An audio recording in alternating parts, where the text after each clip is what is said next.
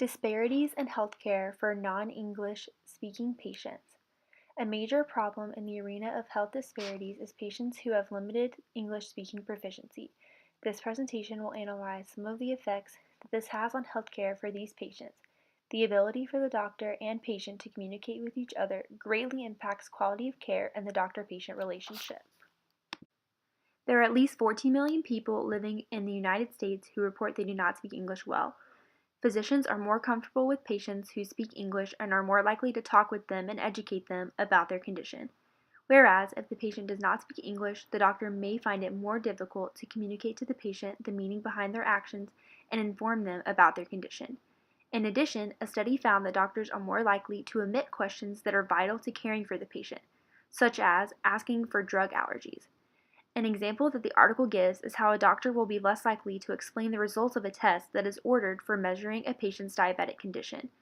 A physician is more likely to perceive an English-speaking patient as more capable of understanding their explanation or adhering to their recommendations, and in general may be more likely to demand the physician's time. If a physician is unwilling to communicate or spend time with the patient by educating them about their condition, it is highly probable that the patient will be less likely or able to adhere to the health recommendations that will improve their quality of life and help to manage their condition. A study found a significant difference between English-speaking and non-English-speaking patients who come to the emergency department, presenting with symptoms of abdominal pain. Physicians are significantly more likely to order more diagnostic tests in patients who are non-English speaking compared to patients who speak English. In fact, an analysis of the study concluded they are 3 times as likely to order a specific type of scan for abdominal pain compared to a patient who is proficient in English. An English-speaking patient might be able to communicate symptoms to the ER doctor that may rule out certain possible causes to an illness that would not require specific tests. If a patient is unable to communicate their symptoms effectively, the physician may be left with no choice but to order a series of expensive tests to try and determine the cause of illness. Another article cites that a physician is more likely to use invasive procedures in patients that have limited English-speaking proficiency. These can lead to higher medical costs than would be necessary and more time out of work. Another major area that non-English speakers may face if there is a language barrier with their physician is the issue of compliance. There is evidence that language barriers between a patient and their physician may affect the patient's compliance with the recommendations of their doctor.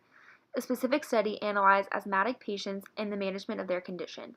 The study found that patients who did not speak the same language as their provider were more likely to not take their medication, miss appointments, and to visit the emergency room at least once. A separate study found that if a doctor is unable to explain the side effects of a medication they prescribe for a condition, a non-English speaker may be more likely to not take the medication.